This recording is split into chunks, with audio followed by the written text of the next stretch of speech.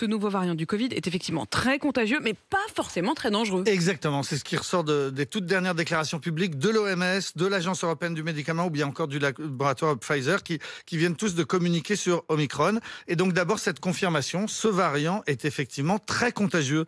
Apparu il y a seulement 3 semaines en Afrique du Sud, il s'est déjà répandu dans 57 pays. On a recensé officiellement 400 cas en Europe et 40 en France, mais en réalité, il y en a beaucoup plus. L'assurance maladie estime que le variant représente déjà en France 1,1% des infections, soit 5 à 600 par jour. En Angleterre, le nombre de personnes touchées double tous les 2 jours. L'Express raconte qu'en Norvège, un homme seul qui revenait d'Afrique du Sud a participé à une soirée où se trouvaient 120 personnes et la moitié ont été infectées, soit 60 personnes infectées par un seul contaminant en une seule soirée. Bref, si on n'a pas encore calculé le R, le taux de reproduction, il est désormais certain qu'Omicron circule beaucoup plus vite que le Delta, qui lui-même circulait beaucoup plus vite que les variants précédents. Mais il se confirme quand même qu'il est moins dangereux. Alors ça, c'est la bonne nouvelle pour le moment. L'Agence européenne du médicament a indiqué hier que les symptômes déclenchés par Omicron sembleraient pour la plupart légers. Même constat de l'Organisation mondiale de la santé, les symptômes sont moins sévères.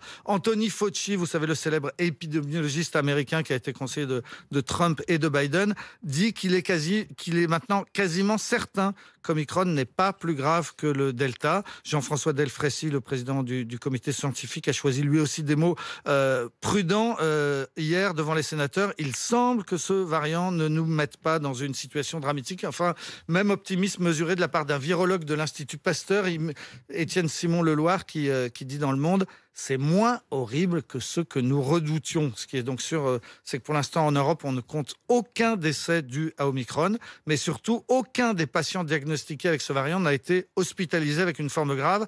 0 mort, pas de cas grave. C'est donc pour l'instant effectivement moins horrible que ce qu'on pouvait Reste la question de l'efficacité du vaccin.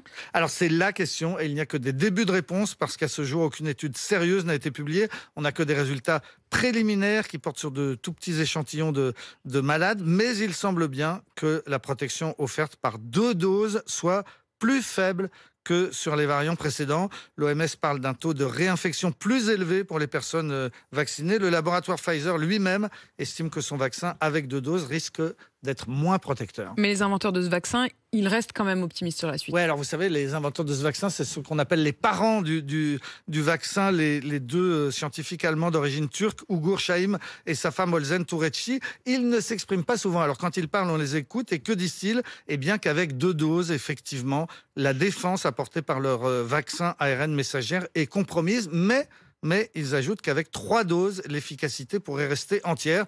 Et ils suggèrent que cette 3e dose de rappel soit injectée seulement 2 mois après la 2e, contre 5 à 6 mois aujourd'hui. Mais surtout, ces 2 chercheurs, donc, qui sont les patrons de BioNTech, annoncent qu'un nouveau vaccin adapté à ce nouveau variant pourrait voir le jour assez vite. Des essais cliniques démarrent dès le mois prochain pour une commercialisation possible en cas de succès dès le mois de mars. Ce qui voudrait dire que dans cette course entre le virus et les laboratoires, eh bien, les labos restent dans la course.